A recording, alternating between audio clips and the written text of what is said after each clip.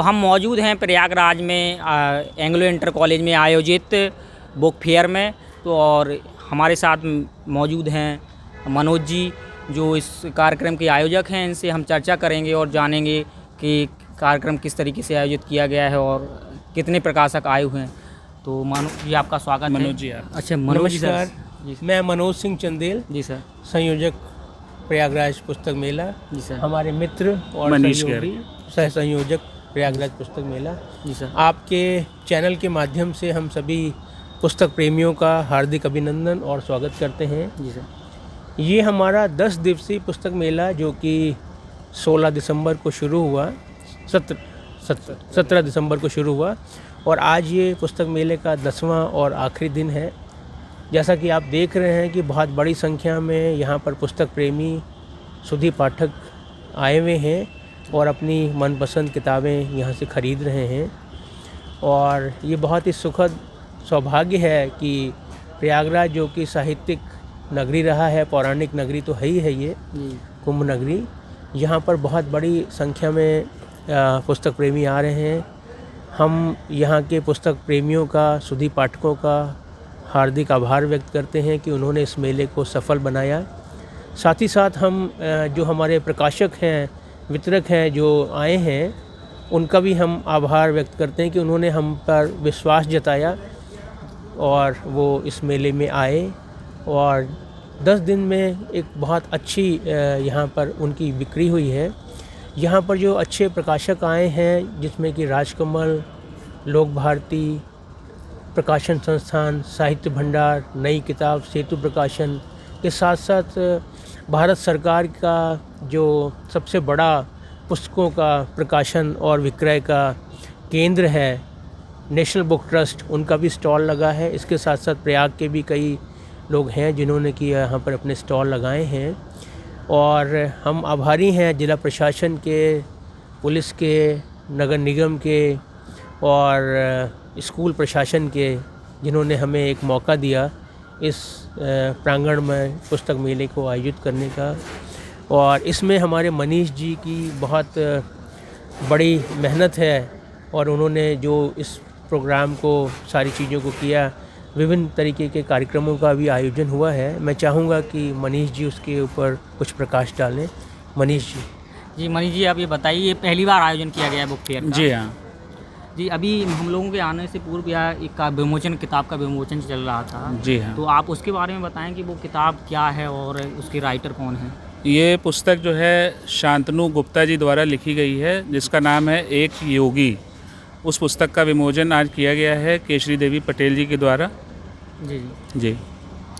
तो चर्चा आपने हमें बता दिया आयोजन के बारे में, बुक फेयर के बारे में कि पहली बार लगा है। तो आप हमारी टीम के साथ हम लोगों को थोड़ा मेले के बारे में घुमा दीजिए और घुमा दीजिए पुस्तक मेले को। तो इस बार सर, पहले आप ये बताइए कि इस बार मतलब कितने स्टॉल अरेंज किए होंगे, मतलब कितने लोग पहुँचे? क्योंकि पहली बार है तो काफ़ी समस्याएं आती हैं उसको, जिसका सामना करना पड़ता है। आपको शायद जानकारी हो, नई दिल्ली में विश्व पुस्तक मेले का आयोजन हो रहा है 8 से 16 जनवरी को। तो उसकी वजह से बहुत सारे प्रकाशक जो हमारे यहाँ आना चाहते थे नहीं आ पाए हैं। जी।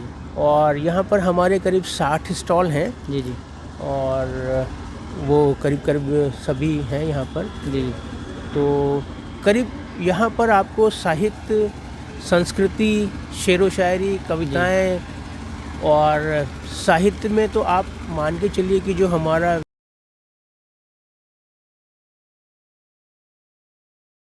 वैदिक साहित्य है, वाङ्मय है, इसके अलावा जो आधुनिक समय में जो हमारा दलित साहित्य है, बच्चों के लिए भी बहुत सारी चीज़ें हैं यहाँ पर बच्चों के लिए।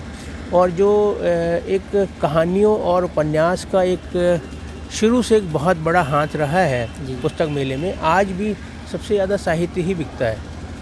साहित्य की जो अगर उसको वैसे शेयर करें तो 60% तो साहित्य ही बिकता है। जी। और युवाओं में, जैसा कि आप उत्साह देखेंगे भी पुस्तक मेले में, बहुत बड़ी संख्या में वो युवा वर्ग है यहाँ पर, जिनको कि फिर दोबारा जो 2 साल से कोरोना महामारी के दौरान अपने घरों में रहे, जो हॉस्टल में पढ़ते थे वो वापस अपने घर आए, और एक तरीके से संवाद सिर्फ़ और सिर्फ हमारे मोबाइल, फेसबुक, व्हाट्सएप पे ही सीमित हो गया था।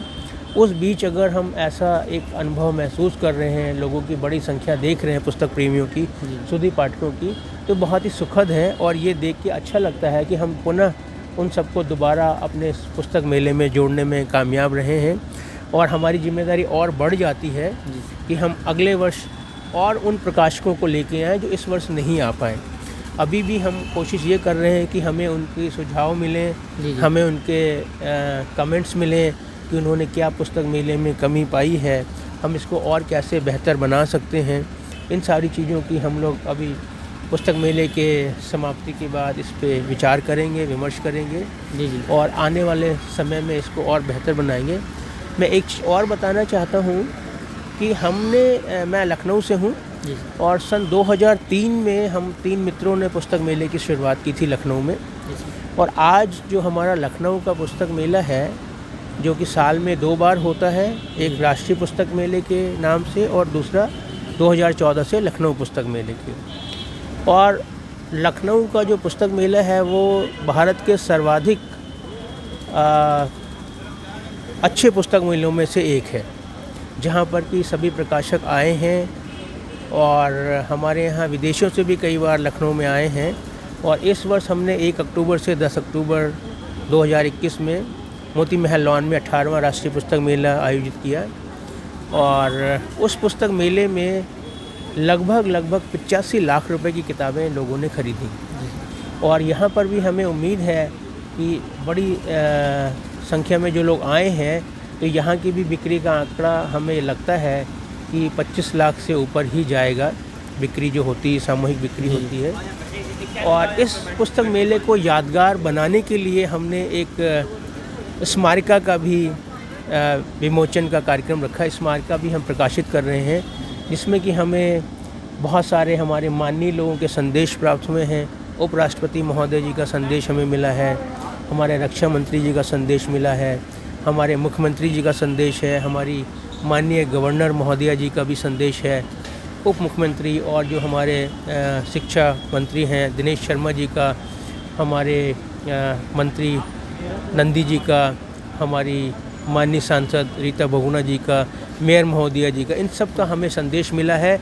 और इस पुस्तक मेले को सफल बनाने में उनकी प्रेरणा और उनकी शुभकामनाएं का बहुत बड़ा एक हाथ है। और उनकी प्रेरणा से ही हम ये आज़ादी के अमृत महोत्सव जो हमारे पूरे भारतवर्ष में मनाया जा रहा है, भारतीय स्वतंत्रता की 75वीं वर्षगांठ पे, उसी को थीम रखते हुए हमने इस पुस्तक मेले को आयोजित किया है।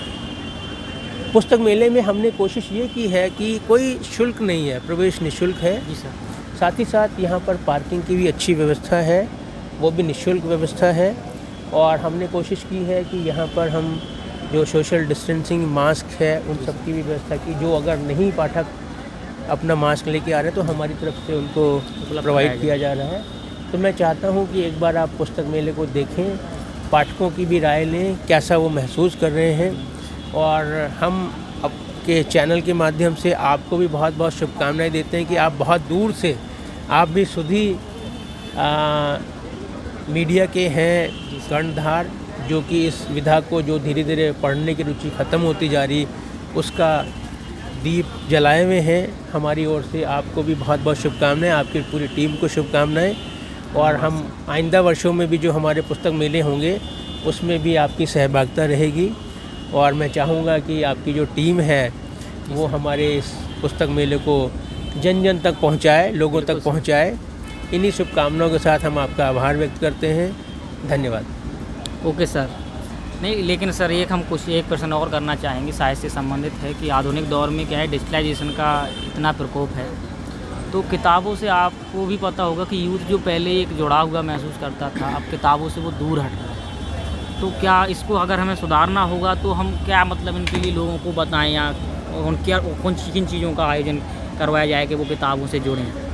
देखिए, परिवर्तन जो है वो तो एक प्रकृति का गुण है, परिवर्तन होते रहते हैं। आधुनिक समय में भी आप देखिए कि जो परिवर्तन आ रहा है विज्ञान के द्वारा, चाहे वो डिजिटल हो, और डिजिटल ने काफ़ी एक जो युवा हैं उनको भी बहुत प्रभावित किया है और बहुत ही सुलभ है माध्यम।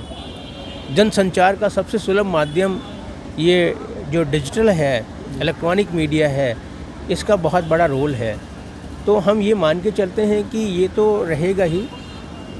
इसके साथ साथ ये है कि आपको एक चीज़ जाननी पड़ेगी कि आज भी हम जो वर्चुअल है, जो आभासी दुनिया है और जो एक वर्तमान में हम किसी चीज़ को छूते हैं, महसूस करते हैं, वो आपको उसमें नहीं मिलती। हाँ, हो सकता है आने वाले सब सालों में ये भी संभव हो कि उसमें भी कुछ इस तरीके का फ़ील आए जो हम आर्टिफिशियल देखते हैं, बट किताबों की जो एक अपनी महत्ता है वो हमेशा रहती है। किताबों को जब आप अपने सिरहाने रखते हैं, जब आप उसमें पन्नों को पढ़ते हैं और जब चाहे जहाँ चाहे, डिजिटल होने के बाद भी अभी बहुत सारी जगह पे इंटरनेट की प्रॉब्लम है, बहुत सारे लोगों के पास स्मार्टफोन नहीं है, तो हमारे देश में बहुत बड़ी आबादी है जो इन सब चीज़ों से वंचित है।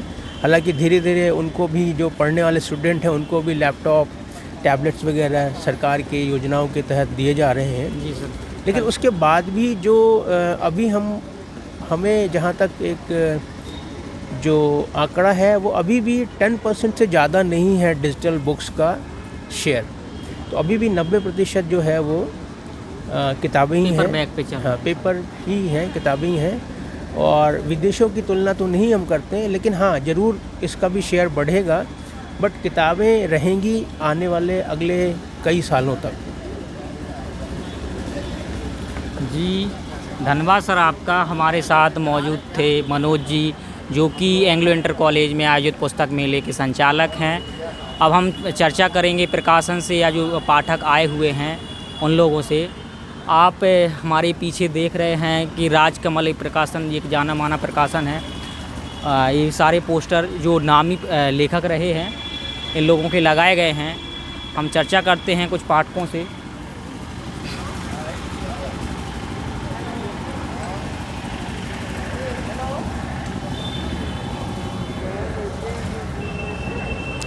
नमस्ते सर। सर नाम क्या है आपका? VK Sinha. VK Sinha. Sir ये पहली बार इलाहाबाद में यानी प्रयागराज में, नए प्रयागराज में आयोजित किया गया है पुस्तक मेला, तो आप कैसा महसूस कर रहे हैं? अच्छा लग रहा है, किताबें आई हैं, देखने को मिला, पढ़ने को खरीद रहे हैं, बुक्स अच्छी लगी किताबें। जी मतलब अब ये कह सकते हैं कि अब किताबों को जोड़ने का काम कर रहा है साहित्य मेला जो आयोजित किए जा रहे हैं, पहले नहीं आयोजित किए जाते थे। ज़रूर ज़रूर